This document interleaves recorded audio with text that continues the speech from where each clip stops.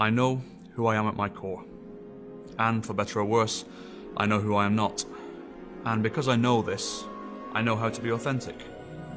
I know that I'm accountable for everything that I do. And I know this because of a dream I had when I was 6 years old. In this dream, there was a big, steep, green hill. At the top of the hill stood a shop, or shack. In the window of the shop was a toy. I no longer remember what the toy was, but whatever it was, I had set my heart on it. The hill seemed huge, and I, aged 6, stood at the foot of the hill with my childhood piggy bank in my hands.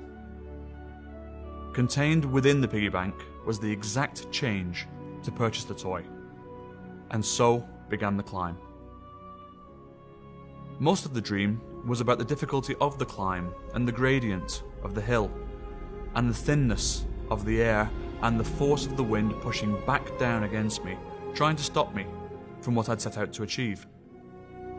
As the shop drew within a few feet of me, I could see the toy.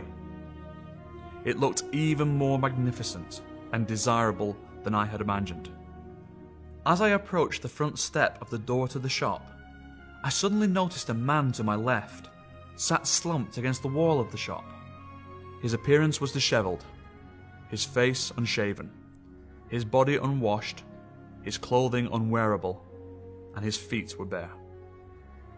Without saying a word, he directed his gaze at mine and held out one cupped hand.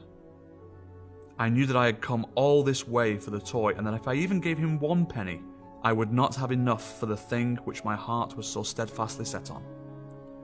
I looked at him, and then at the toy, then back to him, then back towards the toy, over and over and over again. Finally, I paused. Silence overpowered me. I looked at the toy one last time. I looked at the man one last time. I gave him my whole piggy bank and set off back down the hill, crying my eyes out. This is where the dream ended, but it set the pace and identity for my whole life. I have spent the 35 years since giving the best account I can of how I've employed the capabilities that I've been given to spend in life. I hope they've helped someone somewhere at some point.